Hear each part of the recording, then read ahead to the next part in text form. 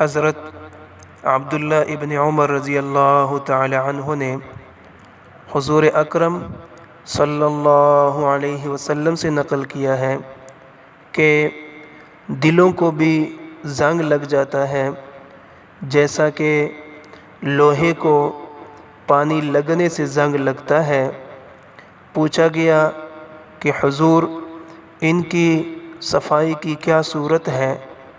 آپ صلی اللہ علیہ وسلم نے فرمایا کہ موت کو اکثر یاد کرنا اور قرآن پاک کی تلاوت کرنا، اور فرمایا کہ جب بندہ گناہ کرتا ہے تو ایک سیاہ نقطہ اس کے قلب میں پڑ جاتا ہے، اگر وہ سچی توبہ کر لیتا ہے تو وہ نقطہ زائل ہو جاتا ہے، اور اگر دوسرا گناہ کر لیتا ہے تو دوسرا نقطہ پیدا ہو جاتا ہے۔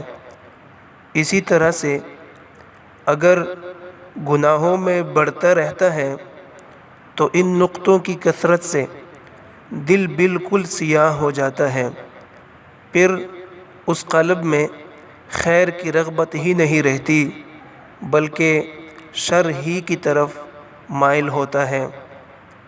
اللہ تعالی ہمیں عمل کرنے کی توفیق نصیب فرمائے۔